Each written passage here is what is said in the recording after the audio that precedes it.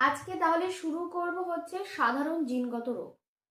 সাধারণ জিনগত রোগ অর্থাৎ আমাদের পপুলেশনে, আমাদের জনজাতিতে অনেক জিনগত রোগ আছে, কিন্তু তার মধ্যে প্রধান প্রধান অর্থাৎ সব থেকে পপুলার বা সব থেকে বেশিরভাগ মানুষ যাতে আক্রান্ত, সেই রোগগুলোর মধ্যে প্রধান যেটা আমরা সবসময় শুনে থাকি সেটা হচ্ছে আমাদের থ্যালাসেমিয়া, হিমোফিলিয়া আর বর্ণান্ধতা।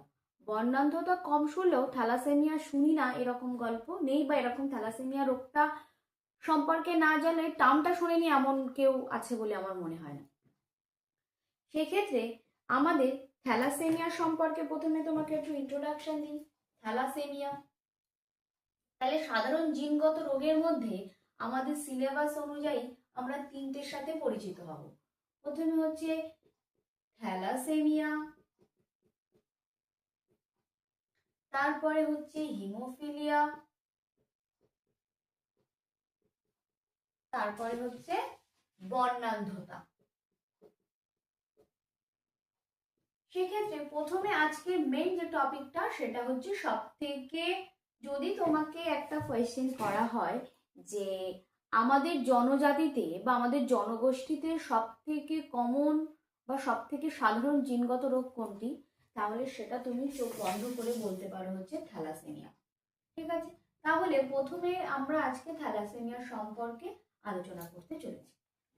থ্যালাসেমিয়া সম্পর্কে আলোচনা করতে গেলে তাহলে অন্যান্য জিনগত রোগ আমাকে একদম মুছে ফেলে থ্যালাসেমিয়াকেই আমার বোর্ডে রাখা উচিত। সেখান থেকে আমি শুরু করছি। থ্যালাসেমিয়া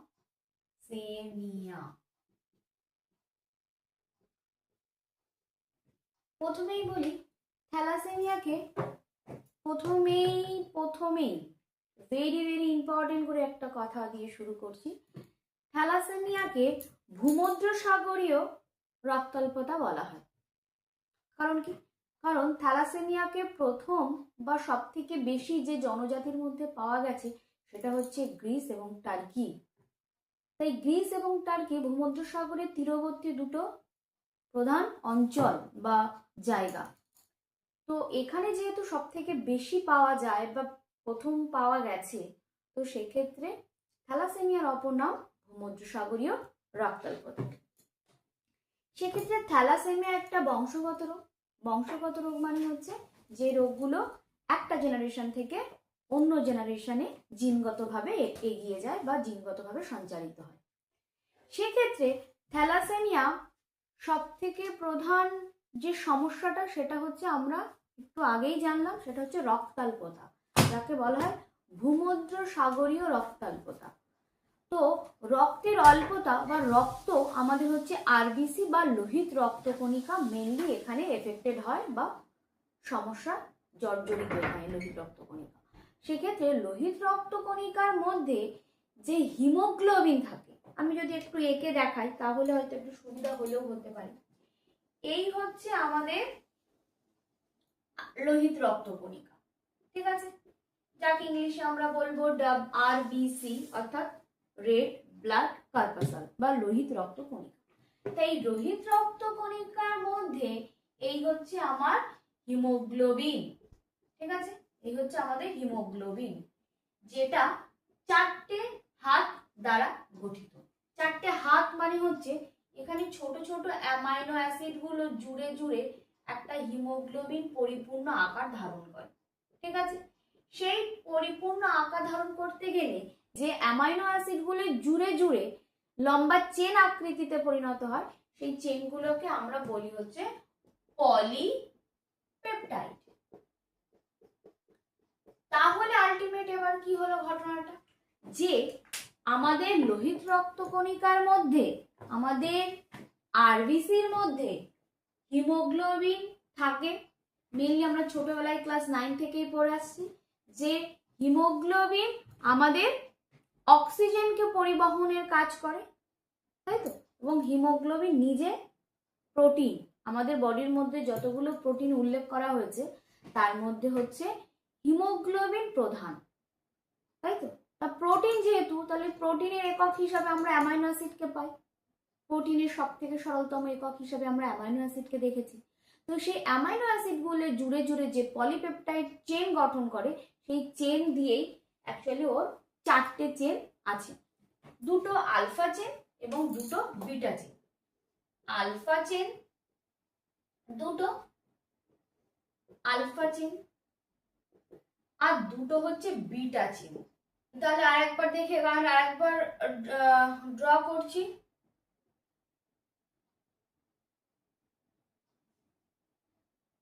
এটা হচ্ছে আলফা চেন, এটা হচ্ছে আমার বিটা চেন, এটাও আমার বিটা চেন, এটা আমার আলফা চেন। এই মাঝখানে যেটা আঁকার চেষ্টা করেছি এটা হচ্ছে হিমোগ্লোবিন, আর এই স্ট্রাকচারটা যেটা আমি আঁকার চেষ্টা করেছি সেটাকে আমি নাম দিয়েছি হচ্ছে আরবিসি। আরবিসি, সেক্ষেত্রে এই আরবিসির মধ্যে হিমোগ্লোবিন যেটা প্রোটিন নির্মিত, এবং দেখলাম আমরা হিমোগ্লোবিনের স্ট্রাকচারে যে হিমোগ্লোবিনের 2টো আলফা চেন এবং 2টো বিটা চেনের সমন্বয় তৈরি।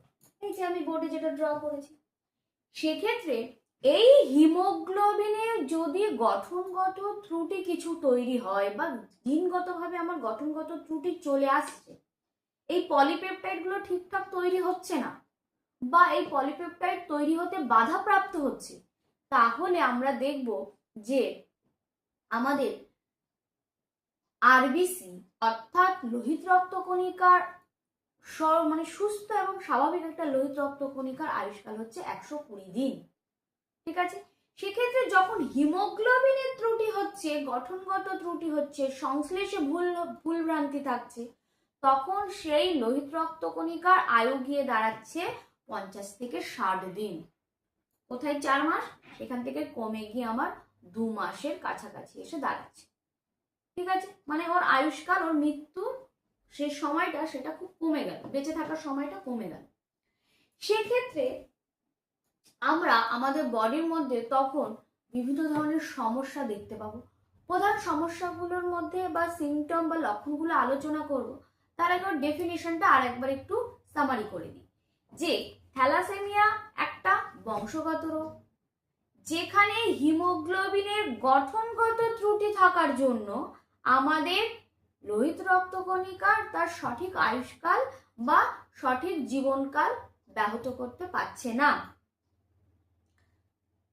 একে আমরা বলবো হচ্ছে থ্যালাসেমিয়া। এবং থ্যালাসেমিয়া জিনগত রোগ যখন আমি বললাম, তখন আমাদের মাথায় খেলছে যে আমাদের তো জিন 2 ধরনের, এক হচ্ছে অটোজোম আর একটা হচ্ছে সেক্স ক্রোমোজোম। তাহলে কি এটা সেক্স ক্রোমোজোমের উপর বয়ে চলে আসবে, নাকি এটা অটোজোমের ঘাড়ে করে চেপে চলে আসবে? সেক্ষেত্রে আমরা এটা অবশ্যই মাথায় রাখবো, এটা আমাদের অটোজোম যে ক্রোমোজোম আছে, অটোজোম যে 44টা অটোজোম, তার 16 নাম্বার এবং 11 নাম্বার ক্রোমোজোমের যে ভুল ভ্রান্তি, তার জন্যই আমাদের হিমোগ্লোবিনের গঠনগত ত্রুটি হয়ে থাকে। সেক্ষেত্রে 16 নাম্বার এবং 11 নাম্বার ক্রোমোজোমের সমস্যা, অর্থাৎ 11 নাম্বার ক্রোমোজোম এবং 16 নাম্বার ক্রোমোজোম দায়ী আমাদের থ্যালাসেমিয়া হওয়ার জন্য। ঠিক আছে, তাহলে থ্যালাসেমিয়ার কারণ হিসাবে যদি তোমাকে কিছু বলে যে থ্যালাসেমিয়ার কারণ কি, তাহলে আমরা এক কথায় 1 নম্বরের জন্য লিখতে পারি এটা অটোজোমাল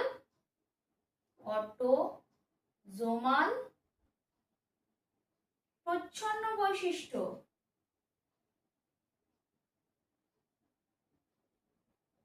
অটোজোমাল প্রচ্ছন্ন বৈশিষ্ট্য। ঠিক আছে, অটোজোমাল প্রচ্ছন্ন বৈশিষ্ট্য বা প্রচ্ছন্ন বৈশিষ্ট্যগুলো যখন উপস্থিত থাকবে, তখনই আমাদের থ্যালাসেমিয়া আক্রান্ত হবে। এই হচ্ছে আমাদের থ্যালাসেমিয়া সম্পর্কে ওর ইন্ট্রোডাকশন। এইবার তার মানে আমরা এইবার জানবো সাইন সিমটম, তারপরে আরো ব্যাখ্যা করব যে এটা অ্যাকচুয়ালি কিভাবে, কোথায় আমাদের ত্রুটি হচ্ছে বলে আমরা থ্যালাসেমিয়া আক্রান্ত হচ্ছি। সেক্ষেত্রে আমরা প্রথমেই তাহলে আরেকবার যেন কনসেপ্টে কখনোই অসুবিধা না থাকে, যে হিমোগ্লোবিনের যে পলিপেপটাইড চেন আছে, সেই চেনের মধ্যে গঠনগত ত্রুটি কিছু থাকবে। তার মানে এই যে 4টে চেনের 2টো আলফা এবং 2টো বিটা, এই আলফা এবং বিটাতে কোনো গঠনগত ত্রুটি বা সংশ্লেষগত ত্রুটি থাকার জন্যই হিমোগ্লোবিন এই থ্যালাসেমিয়া রোগটা দায়ী বা থ্যালাসেমিয়া রোগটা হবে। সেক্ষেত্রে আমরা এবার জানবো ওর লক্ষণ। তাহলে বোর্ড মুছে দিচ্ছি।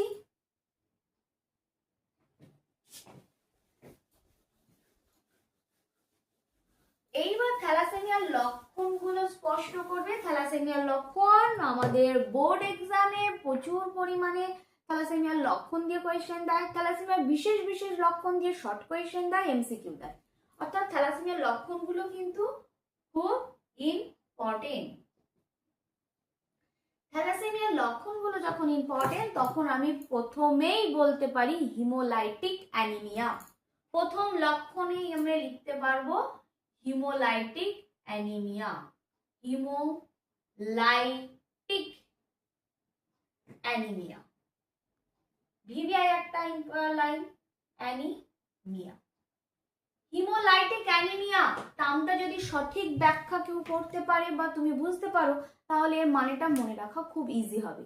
কি করে ইজি হবে? সেটা হচ্ছে হিমো মিন্স হিমোগ্লোবিন, লাইটিক মানে হচ্ছে বিদারণ বা ভেঙে যাওয়া।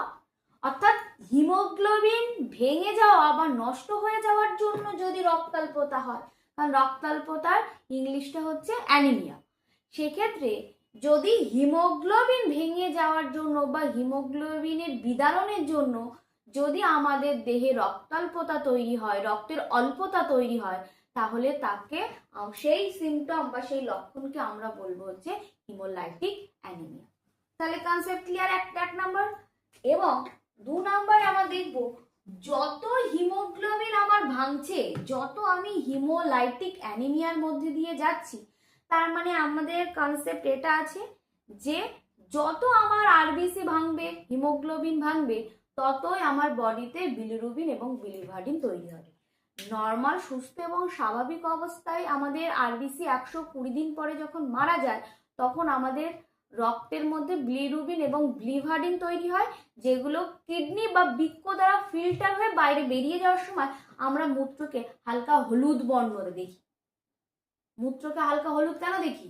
কারণ এই আমাদের লোহিত রক্তকণিকা যখনই মৃত হচ্ছে, মারা যাচ্ছে, খারাপ হয়ে যাচ্ছে বা বিদীর্ণ হয়ে যাচ্ছে, ফেটে যাচ্ছে, তখনই আমরা ওখান থেকে বিলিরুবিন এবং বিলিভার্ডিন নামক হলুদ রঞ্জক তৈরি করবে এবং কিডনি মাধ্যমে সেটা বাইরে বের করে দিলেই আমরা মূত্রকে হালকা হলুদ দিই, তাই না? কিন্তু এবার ভাবো যে হলুদের পরিমাণ বাড়ছে বাড়ছে বাড়ছে বাড়ছে, তাহলে কেমন হবে? সেটা কালচে হয়ে যাবে, তাই না? কোনো খাবারেও যদি আমরা হলুদের পরিমাণ বেশি দিয়ে জাল দিয়ে দিই তাহলে দেখবা সেই খাবারটাও বা সেই রেসিপিটাও কালো কালো লাগে। তার মানে এখানে তো যেখানে 4 মাস পরে আমার আরবিসি ভাঙছিল, সেখানে তো প্রায় 2 মাসের কাছাকাছি পর পর আমার আরবিসি গুলো ভেঙে যাচ্ছে। তার মানে রক্ত বা কিডনি যা না বের করতে পারছে বা বৃক্ক যা না আমার বিলিরুবিন এবং বিলিভার্ডিন বের করে দিচ্ছে, তার অনেক বেশি আমার বডিতে বিলিরুবিন এবং বিলিভার্ডিন নামক হলুদ রঞ্জকটা তৈরি হচ্ছে। যত বেশি বডিতে রঞ্জক তৈরি হচ্ছে তত বেশি বেশি করে ফিল্টার করার চেষ্টা করছে, বেশি বেশি করে বাইরে পরিশ্রুত করার চেষ্টা করছে। যখনই এরকম হচ্ছে তখন মূত্র কালচে বর্ণ ধারণ করছে। বোঝা যাচ্ছে কেন মূত্র কালচে বর্ণ হয়?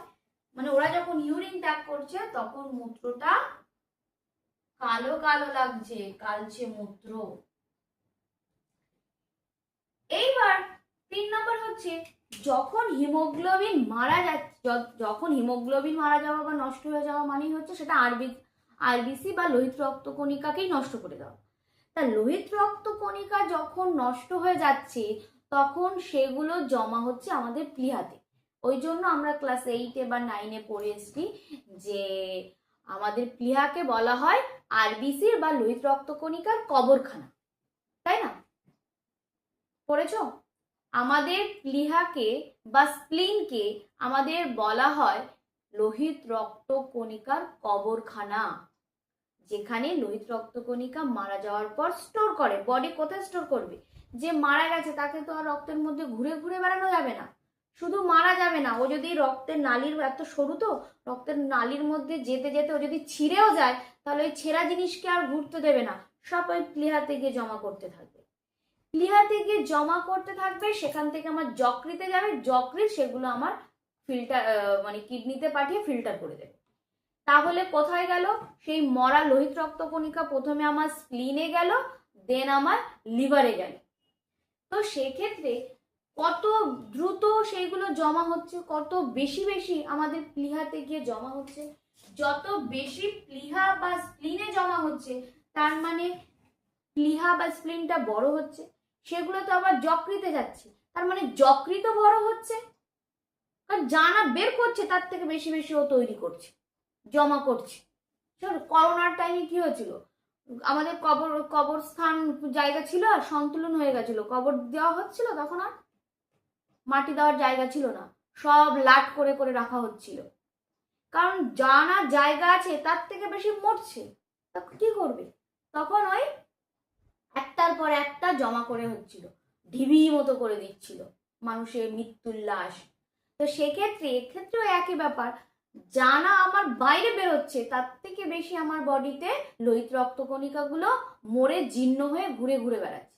তা সেগুলোকে ঘুরতে না দিয়ে ও বারবার স্প্লিনে বা প্লীহাতে এবং যকৃতে জমা করতে থাকছে, এবং এই জমা করার দরুন প্লীহা এবং যকৃৎ দুটোই বড় আকার ধারণ করছে।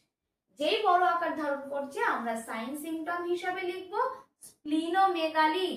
মানেটা বুঝো, স্প্লিনোমেগালি এবং হেপাটোমেগালি। এবার বোঝো মেগালি কথার অর্থ বড় হওয়া। মেগালি, মেগা, মেগা টার্মটার মানে হচ্ছে বড় হওয়া, মেগালি, তাই তো? মেগা কথার অর্থ হচ্ছে বড় হওয়া, তাহলে বড় হচ্ছে। এখানে স্প্লিন, আমি এক্ষুনি বললাম প্লীহার ইংলিশ নাম হচ্ছে স্প্লিন, তাহলে ওটাকে আমরা প্লীহা বড় হচ্ছে, তাহলে ওটাকে আমি কি বলবো? স্প্লিনোমেগালি। এবার লিভার বড় হচ্ছে, তাহলে লিভার মেগাটো বলবো না, আমাদের মেডিকেল ভাষায় লিভারকে বলা হয় হেপাটো, ঠিক আছে? যেমন হৃৎপিণ্ডকে বলা হয় কার্ডিও, ঠিক আছে? হৃৎপিণ্ডকে কি বলা হয়? কার্ডিও।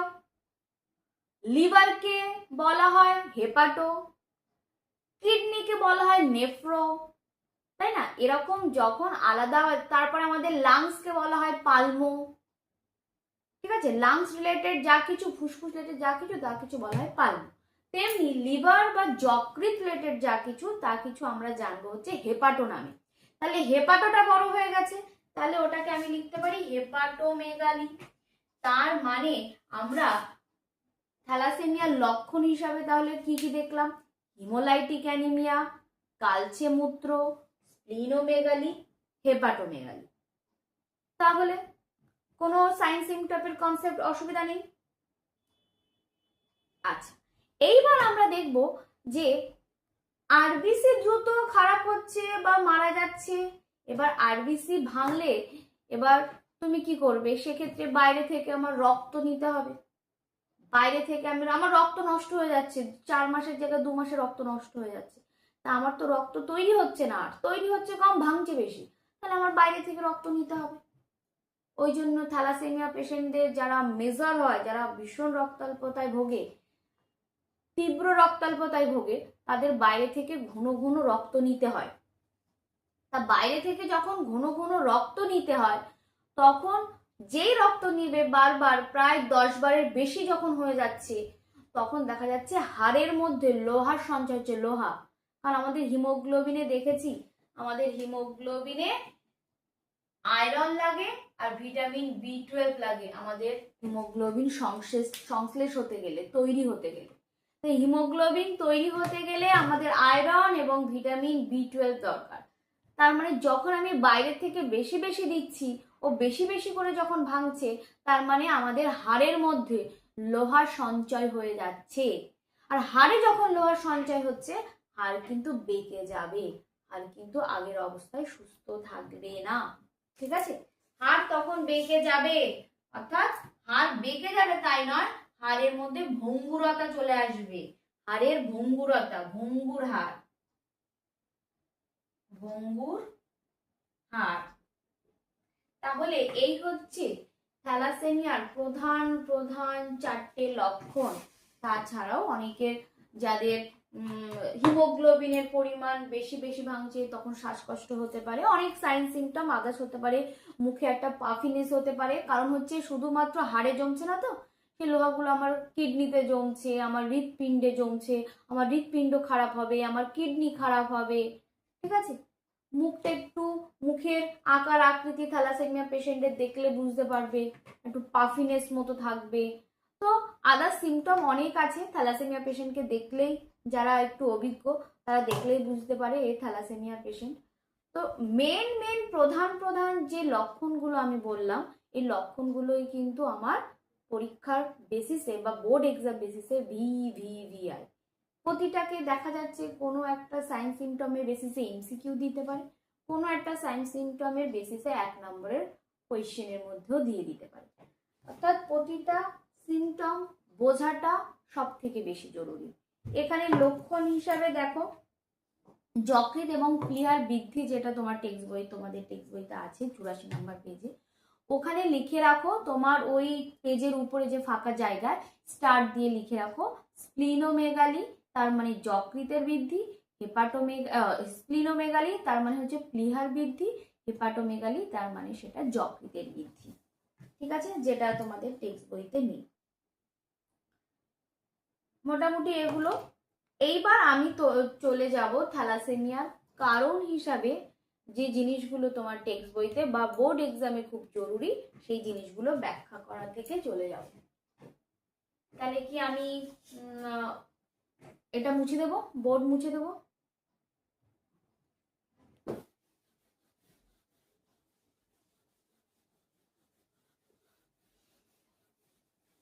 বোর্ড মুছে এবার প্রথম কারণ আমি লিখবো হচ্ছে থ্যালাসেমিয়া 2 ধরনের।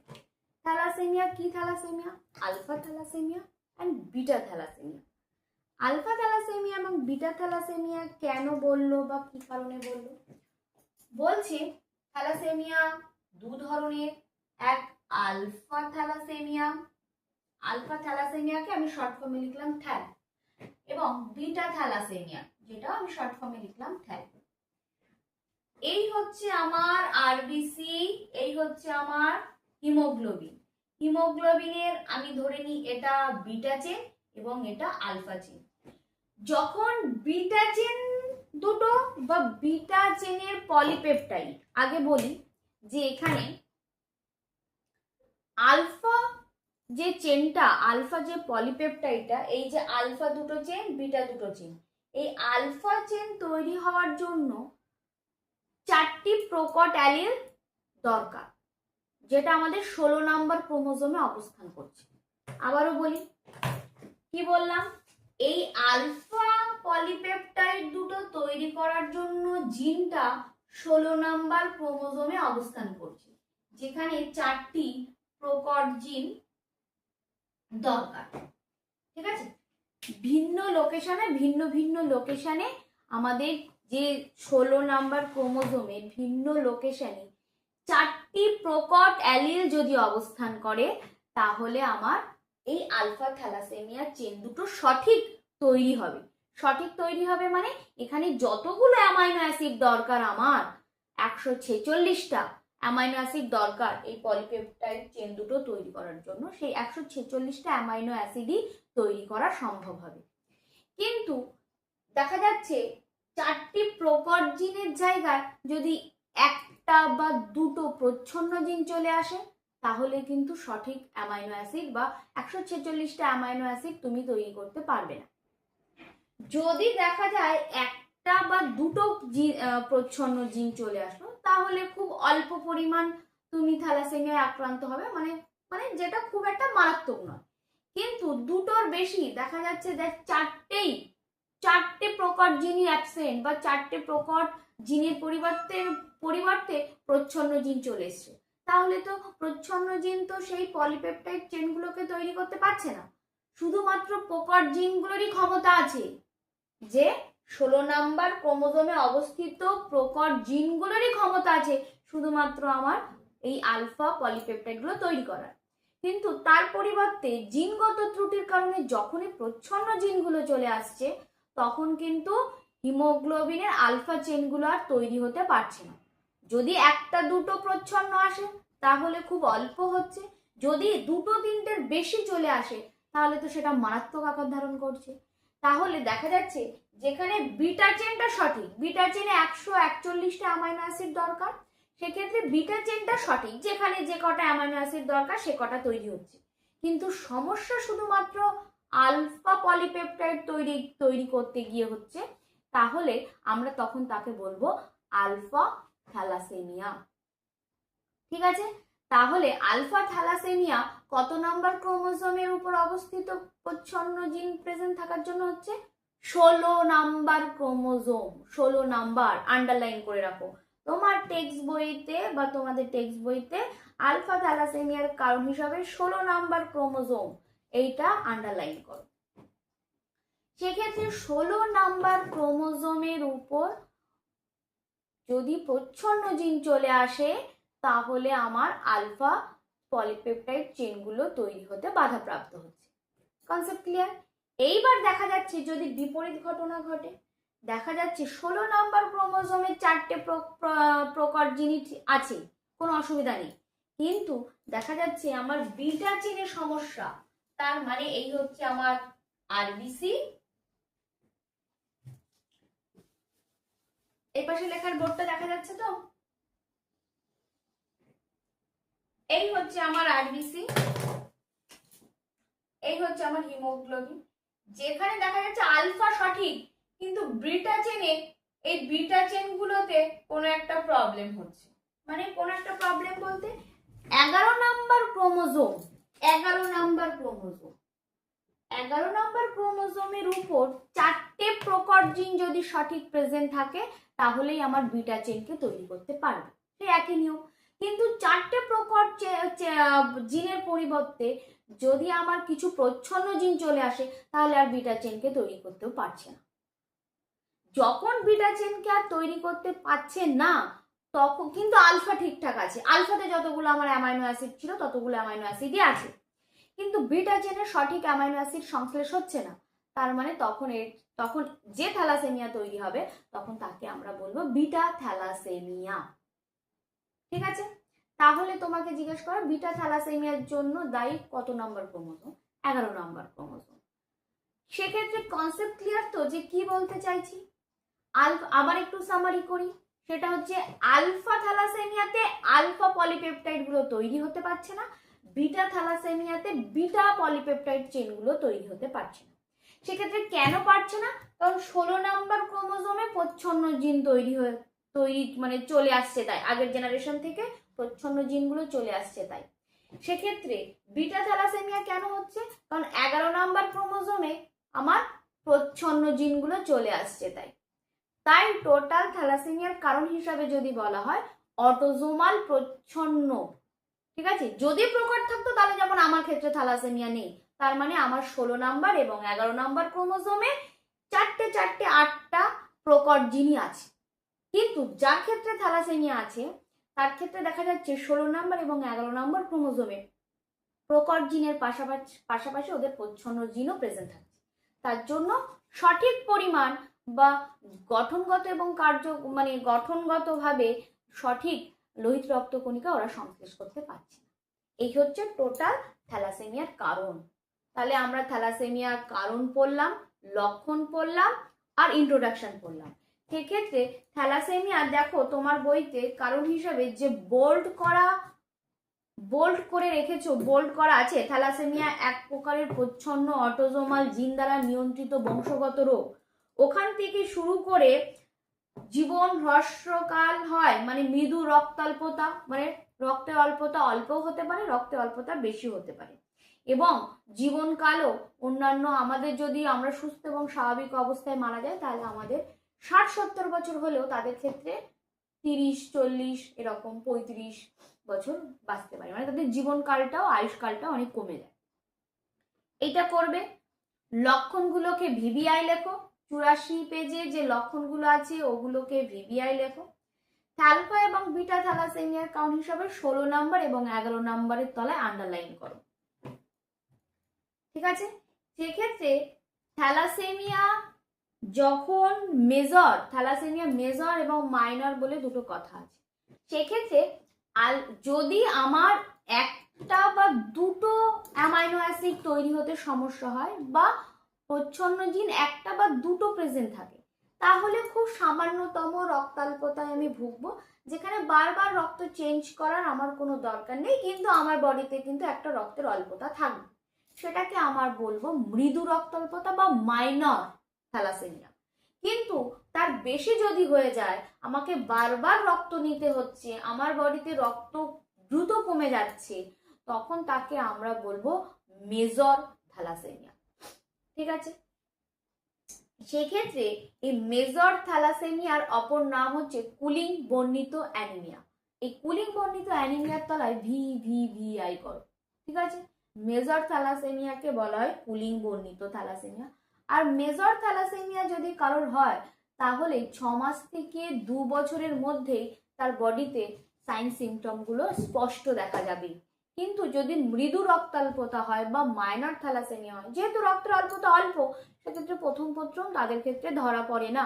দেখা যাচ্ছে বাচ্চা একটু বড় হলো, তখন দৌড়ি হাঁটা চলা বা খেলাধুলা করতে গিয়ে হাঁপিয়ে যাচ্ছে, কষ্ট হচ্ছে, তখন তার মা আবার নিয়ে ছুটলো, কেন এরকম হচ্ছে আমার বাচ্চাটা, তখন পরীক্ষা নিরীক্ষা করে জানা গেল যে তার থ্যালাসেমিয়া হয়েছে।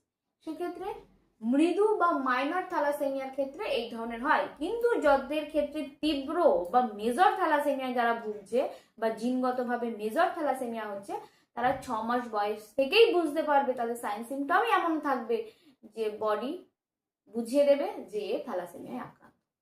ক্লিয়ার?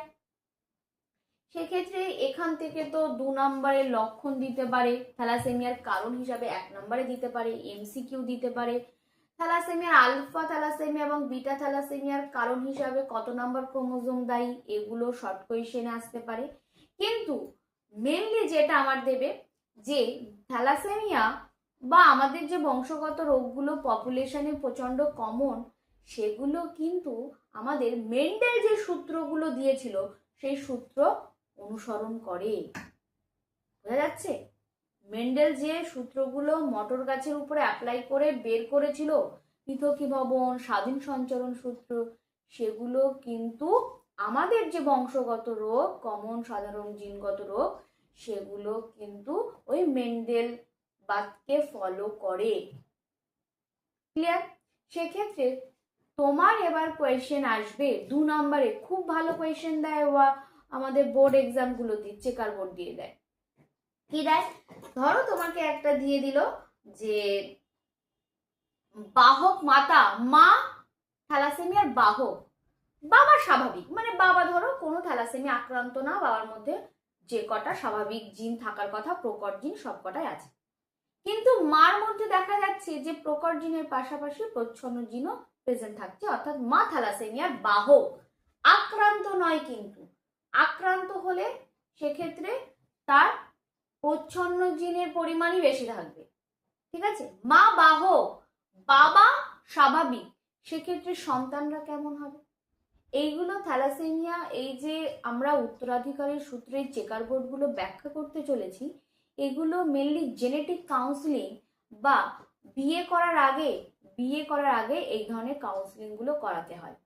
কারণ কি, যদি আমার হাজবেন্ডের বা আমার যদি থ্যালাসেমিয়া থাকে বা আমরা বাহক হই, তাহলে পরবর্তীতে আমাদের সন্তানগুলো কেমন হবে, কিভাবে আমাদের চলা উচিত, আদৌ আমাদের বিয়ে করা উচিত কিনা, সেক্ষেত্রে এই জিনগতভাবে যখন ব্যাখ্যা বা আলোচনা করা হবে, তখন তাকে আমরা বলবো জিনগত পরামর্শ বা জেনেটিক কাউন্সিলিং।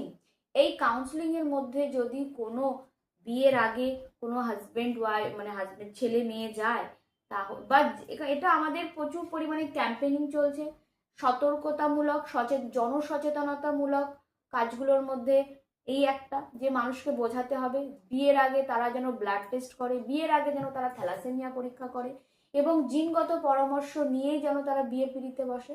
তাহলে কি হবে, পরবর্তী জেনারেশনে এই জিনটা যাতে না যায়, সেদিক থেকে আমরা সতর্ক থাকতে পারবো বা তাদেরকে বাঁচাতে পারবো। কারণ আমরা যাদেরকে নিয়ে আসছি তাদের তো কোনো অপরাধ নেই, আমরা যদি একটু সতর্ক থাকি, তারা কিন্তু আরেকটা রোগী বা আরেকটা থ্যালাসেমিয়া পেশেন্ট হওয়া থেকে বাঁচতে পারে।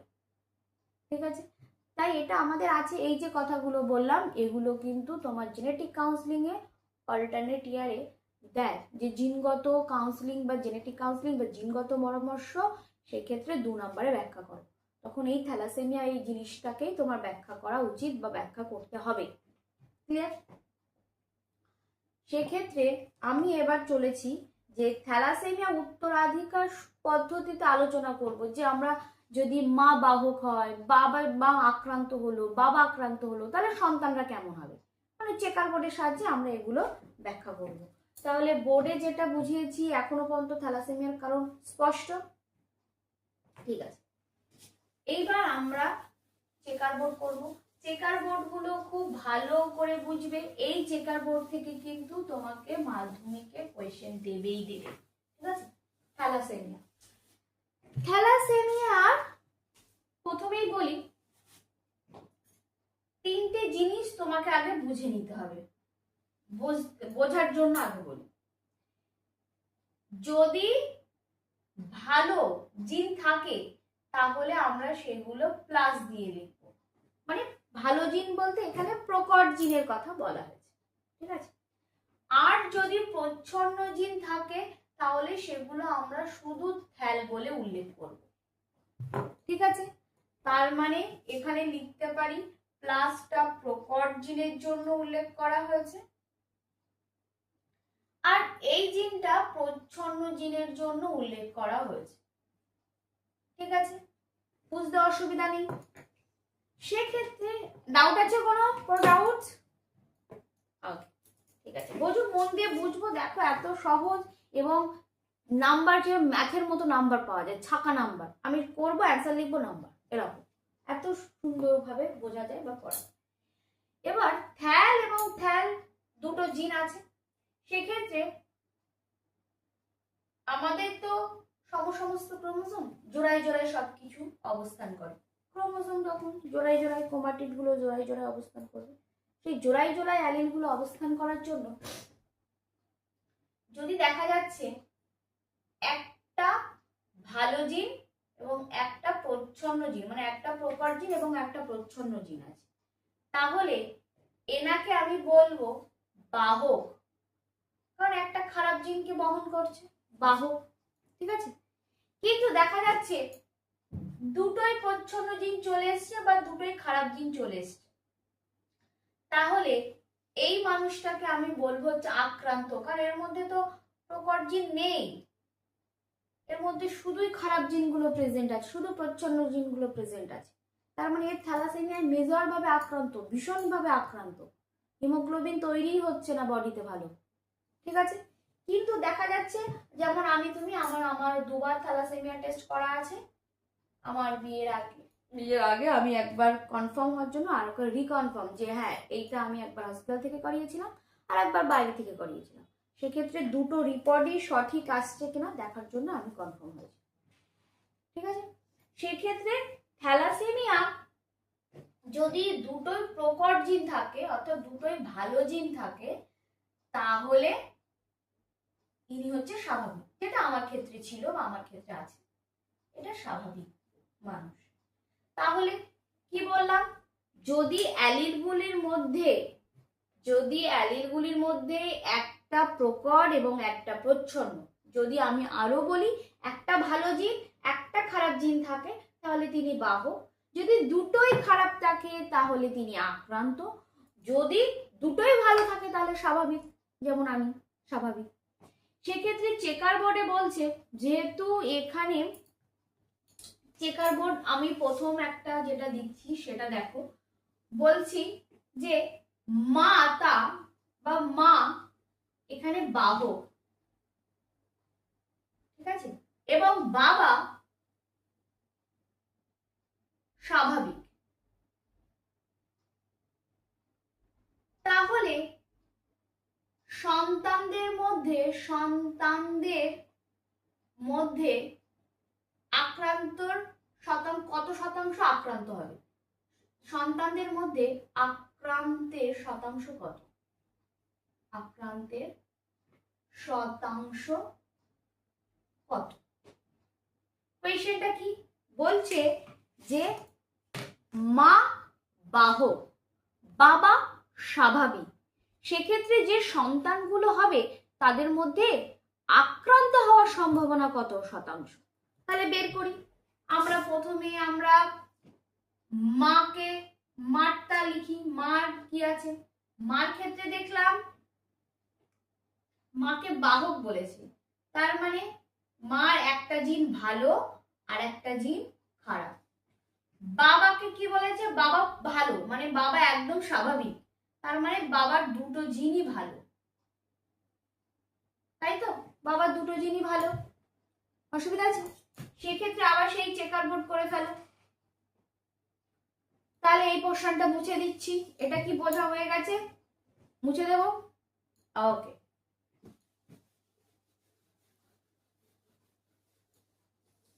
সেক্ষেত্রে চেকার বোর্ডটা দেখো, আমরা অলরেডি এক সংখ্যার জনন করে এসেছি, আমরা সেইভাবেই প্যানেট স্কোয়ার দিয়ে করব।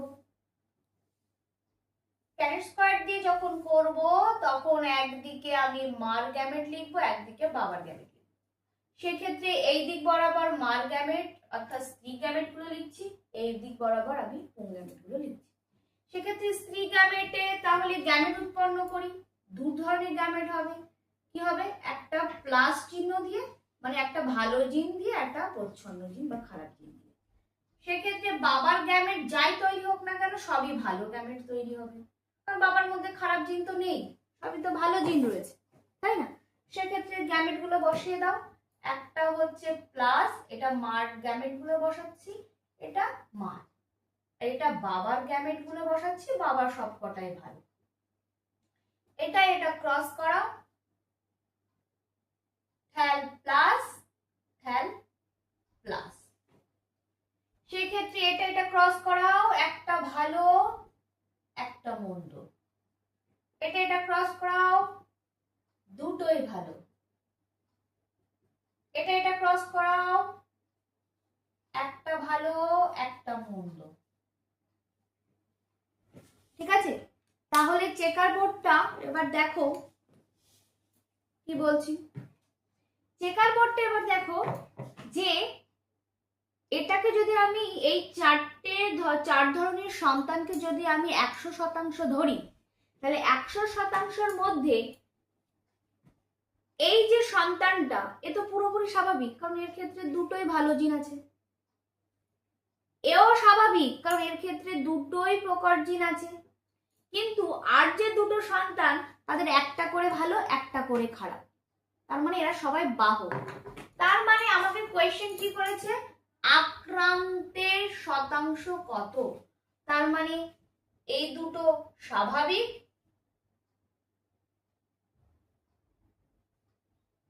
এই দুটো আক্রান্ত।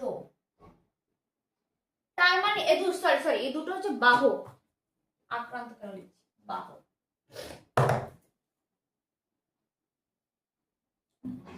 তাহলে যত ধরনের মা যদি বাহক হয়, বাবা যদি স্বাভাবিক হয়, তাহলে তাদের যে সন্তানরা হচ্ছে আমরা কিন্তু কোনোভাবেই আক্রান্ত পাচ্ছি না।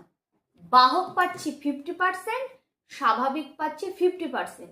তার মানে এখানে কিন্তু কোনো সন্তান আক্রান্ত হচ্ছে না। তার মানে এমন ধরনের যদি কোনো কাপেল আসে তাহলে তারা বিয়ে করতে পারে, ঠিক আছে? তাই না? কারণ এখানে যে সন্তানগুলো আমি তৈরি করব কেউ আক্রান্ত হবে না, কিন্তু বাহক হওয়ার সম্ভাবনা 50-50, ঠিক আছে? তার মানে এই ধরনের কন্ডিশনে বা এমন ধরনের কাপেল যদি আসে যার ওয়াইফ হচ্ছে বাহক এবং সে নিজে হচ্ছে স্বাভাবিক, তাহলে তারা বিয়ে করতে পারে। ক্লিয়ার?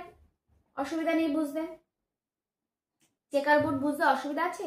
কোয়েশ্চেন কিন্তু এরকমই হবে যে এখানে এবার তুমি আমাকে করে বলো, এবার তোমাদের করার পালা। সেখানে এবার করো, মাটাকে আক্রান্ত করো। মা যদি সত্যি সত্যি আক্রান্ত হয় আর বাবা যদি স্বাভাবিক হয়, হয়তো একজন ছেলে যার সাথে প্রেম করছে, সে জানে না যে সেই মেয়েটা থ্যালাসেমিয়া রোগী বা আক্রান্ত, তাকে লুকিয়ে হয়তো প্রেম করছে। তাহলে বিয়ের আগে সে বললো যে চলো তাহলে আমি একটু ব্লাড টেস্ট করি, ব্লাড টেস্টে জানা গেল যে সে আক্রান্ত। তারপরে ডক্টর কি পরামর্শ দেবেন এদের বিয়ে করার? চলো দেখা যাক। সেক্ষেত্রে মাকে আক্রান্ত করে বাবাকে স্বাভাবিক রেখে সন্তানদের মধ্যে আক্রান্তের শতাংশ বের করো। আমিও করতে লাগি। আমি যখন করতে লাগছি তাহলে মাকে আমি খুব একটা বুঝতে চাই না, কারণ এখানে তোমার করাই আছে। আমি প্লাস করে দেবো, ও মাকে আক্রান্ত করতে হবে, তার মানে মার সব কটা জিনিস খারাপ।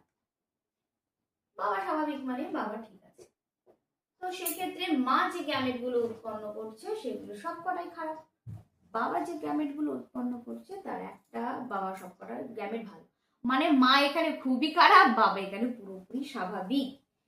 সেক্ষেত্রে আমার মার ভালো জিন যেটা ছিল সেটাও মুছে দাও।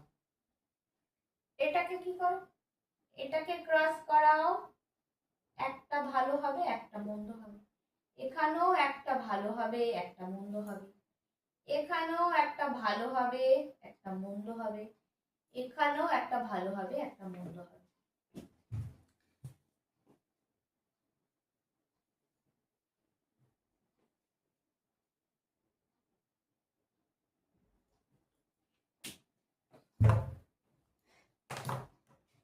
তাহলে বলো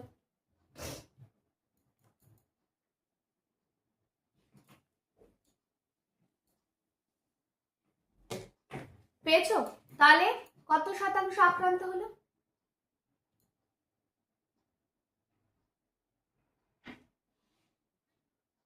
সবাই বাহক, তার মানে আক্রান্ত শূন্য। তাহলে তোমাকে যদি এরকম কোয়েশ্চেন করে যে সন্তানদের মধ্যে আক্রান্তের শতাংশ কত, তুমি তখন চেকার বোর্ড করে দেখলে সবাই বাহক বা কেউ আক্রান্ত নেই, তাহলে তুমি আমি কি লিখবো, কোয়েশ্চেনে কেমন এসছে তা না, তখন লিখতে হবে 0% বা 0%। ঠিক আছে, 0%। তার মানে এনারা বিয়ে করতে পারে। যদি একজন আক্রান্ত হয় একজন স্বাভাবিক হয় তাহলেও বিয়ে করতে পারে। কারণ কি, এখানে যে সন্তানরা তারা সবাই বাহক হচ্ছে, কেউ আক্রান্ত হচ্ছে না বা স্বাভাবিক হচ্ছে না। ঠিক আছে, যেহেতু বাহক হচ্ছে সেক্ষেত্রে সন্তান র্যান্ডাম নিলে হবে না। সন্তান যখন আসবে তারপরে সন্তানকে আবার জেনেটিক কাউন্সিলিং করাতে হবে। সেক্ষেত্রে এনারাও বিয়ে করতে পারে। ঠিক আছে, জেনেটিক কাউন্সিলিং কেমন করে হয় বোঝা গেছে। এইবার আরেকটা চেকার বোর্ড করো। এটা আমি করব না, এটা তুমি বলবে তারপর আমি করব। সেক্ষেত্রে বাবাকে আক্রান্ত করো আর মাকে বাহক করো। বাবাকে আক্রান্ত করে মাকে বাহক করো, তাহলে আমাদের নেক্সট যেটা সেটা হচ্ছে মা বাহক,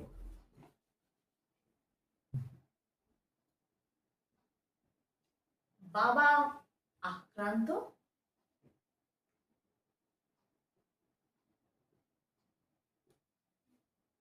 তাহলে মা যেহেতু বাহক একটা প্লাস করো, বাবা যেহেতু আক্রান্ত সেহেতু বাবার সবকটা জিনকেই খারাপ করে দাও। খারাপ করে দিলাম, তাহলে বাবা যে গ্যামেটটা তৈরি করছে সেখানে সবকটা খারাপ গ্যামেট, মা যে গ্যামেটটা তৈরি করছে তার একটা ভালো একটা খারাপ। এবার সেক্ষেত্রে আমি মাকে তাহলে আমি এখানে বাহক করেছি, প্লাস করব, বাবার দুটোকেই খারাপ করে দেব। খারাপ যদি জিন দিয়ে দিই তাহলে এই চেকার বোর্ডে একটা বাহক, এটা খারাপ হচ্ছে, এটা ভালো হচ্ছে, এটা খারাপ হচ্ছে। তাহলে বাহক 50%, আক্রান্ত 50%। ঠিক আছে, তাহলে এখানে তোমাকে আক্রান্তের শতাংশ না জিজ্ঞেস করে যদি জিজ্ঞেস করা হয় কত শতাংশ স্বাভাবিক সন্তানের জন্ম হবে, তাহলে কি হবে অ্যান্সার? 0%। একদম ভেরি গুড। তার মানে কি বলছি, তার মানে এই বাহক আর আক্রান্ত যদি হয় তাহলে এই ধরনের কাপল যদি আসে বিবাহের আগে কাউন্সিলিং করাতে, তা তুমি কি তাদের বিয়ে করার পরামর্শ দেবে? হ্যাঁ কি না, মাথা নাড়িয়ে উত্তর দিলেই হবে। 50% আক্রান্ত হওয়ার সম্ভাবনা আর 50% বাহক, তুমি কি তাদের বিয়ে করার অনুমতি দিতে পারো? কারণ যে সন্তানটা হবে সে আক্রান্তও হতে পারে, সে বাহকও হতে পারে। তার মানে তুমি কি তাদের বিয়ে করার পরামর্শ দিতে পারো? না, এই কাপেল কিন্তু বিয়ে করতে পারে না। ক্লিয়ার? তাহলে আর বাদ বাকি যে কাপেলগুলো আমরা দেখেছি তারা কিন্তু বিয়ে করলেও করতে পারে, তাই না? তারা যদি চাই বিয়ে করবে, করতে পারে। কিন্তু এই ধরনের কাপেল যদি আসে তাহলে আমরা কিন্তু তাকে বিয়ে করার পারমিশন বা বিয়ে করার অনুমতি বা বিয়ে করার সিদ্ধান্ত নিতে বলতে পারি না। ক্লিয়ার? কেন পারি না? কারণ যে সন্তানই হোক না কেন সে আক্রান্তও হতে পারে, বাহকও হতে পারে। ক্লিয়ার? তাহলে যত ধরনের সম্ভাবনা আছে আমরা করে ফেলেছি, আর একটাই বাকি, সেটা হচ্ছে মা বাবা যদি দুজনেই আক্রান্ত হয়, তুমি কি তাদের বিয়ে করার পারমিশন দিতে পারো? তোমার মতে কি বলে? মা বাবা দুজনে আক্রান্ত, তাহলে সন্তান যারা তৈরি হবে তারা 100%ই আক্রান্ত হবে, মানে শিওর তারা আক্রান্ত হয়েই জন্মাবে। তাহলে আমরা কিন্তু তাদেরকেও বিয়ে করার অনুমতি দিতে পারি না, কোনো মতেই পারি না। তাহলে থ্যালাসেমিয়া আমাদের পুরোপুরি কনসেপ্ট ক্লিয়ার হলো? থ্যালাসেমিয়ার কনসেপ্টটা পুরোপুরি ডাউট?